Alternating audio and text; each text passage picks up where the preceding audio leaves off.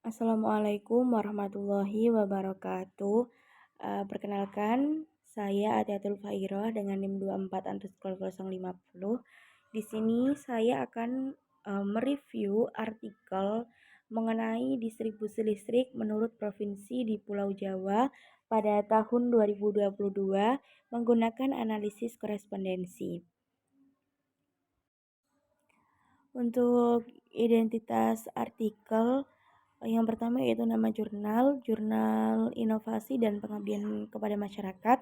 Untuk penerbit dan judul artikelnya, penerbitnya Yayasan Yasin Alsis, Jurnal Yasin Alsis org, dan judul artikelnya yaitu Distribusi Listrik menurut Provinsi di Pulau Jawa pada tahun 2022 menggunakan analisis korespondensi. Penulisnya Amara Luzumi Sabila Hakwi dan juga Sri Pingit Wulandari. Untuk volumenya, volume 14, nomornya nomor 1 pada bulan Februari tahun 2025. Untuk halamannya 189 sampai 200.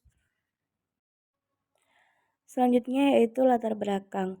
Untuk distribusi listrik di Indonesia, khususnya di Pulau Jawa, itu tidak merata. Nah, faktor penyebab utamanya adalah kepadatan penduduk, aktivitas ekonomi, dan industrialisasi yang berbeda di tiap provinsi. Kondisi ini mempengaruhi kualitas hidup masyarakat, memperlambat pertumbuhan ekonomi, serta menghambat penyediaan layanan publik. Oleh karena itu, penting untuk menganalisis pola distribusi listrik agar pemerintah dan PLN dapat merencanakan kebijakan energi yang lebih efektif. Alasan penggunaan analisis korespondensi. Nah, peneliti itu menggunakan analisis korespondensi dikarenakan metode ini mampu menganalisis data kategorikal seperti provinsi dan kelompok pelanggan listrik tanpa harus membuat asumsi awal. Nah, ini juga cocok untuk menggambarkan hubungan relatif antar kategori melalui tabel kontingensi dan visualisasi biplot. Selain itu, mempermudah pemahaman pola dominasi distribusi listrik di tiap provinsi.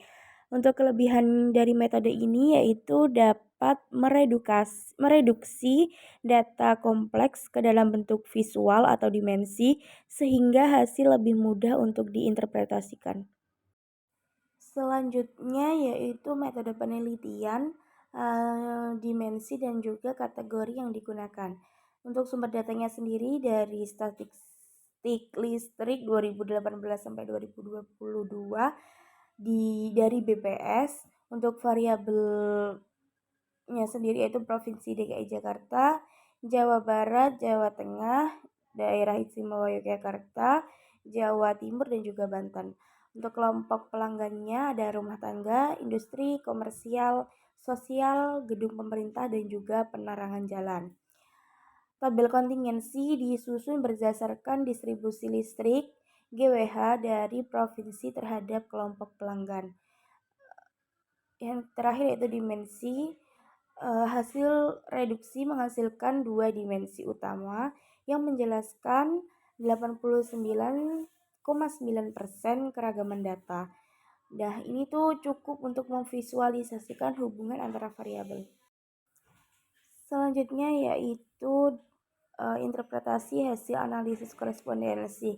Untuk yang pertama yaitu distribusi listrik di Pulau Jawa pada tahun 2022 menunjukkan variasi antar provinsi dengan Jawa Barat mencatat alokasi tertinggi yaitu 94,041 GWH untuk penerangan jalan dan DI Yogyakarta terendah yaitu 277 GWH untuk industri serta rata-rata distribusi mencapai 14.277.017 GWH.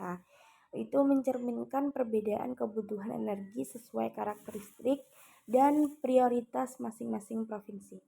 File pada tabel 4 ini menunjukkan bahwa distribusi listrik di Pulau Jawa menunjukkan kecenderungan yang signifikan terhadap kelompok penerangan jalan.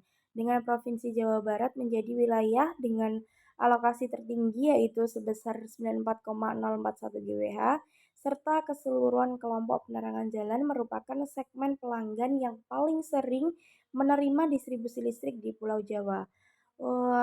Hal ini mencerminkan pentingnya infrastruktur penerangan jalan dalam mendukung aktivitas ekonomi dan juga mobilitas di provinsi-provinsi padat penduduk di wilayah tersebut. Selanjutnya yaitu analisis profil kolom.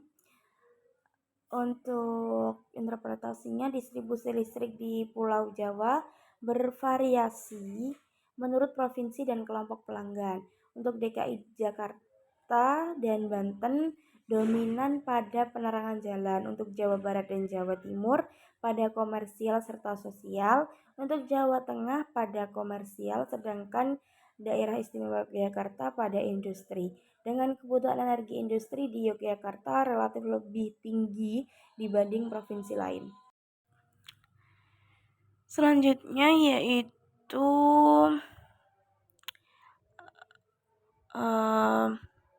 pola penggunaan listrik di Pulau Jawa berbeda di tiap provinsi. Untuk Banten dominan pada industri, DKI Jakarta pada komersial dan rumah tangga, Jawa Tengah pada gedung pemerintah, Jawa Timur pada penerangan jalan, dan Daerah Istimewa Yogyakarta pada sektor sosial. Analisis dimensi menunjukkan pemisahan sektor berdasarkan jenis aktivitas perlangganan, mencerminkan fokus energi yang bervariasi antar wilayah. Selanjutnya yaitu konsumsi listrik di Pulau Jawa bervariasi antar provinsi. DKI Jakarta dominan pada komersial seperti pada sebelumnya.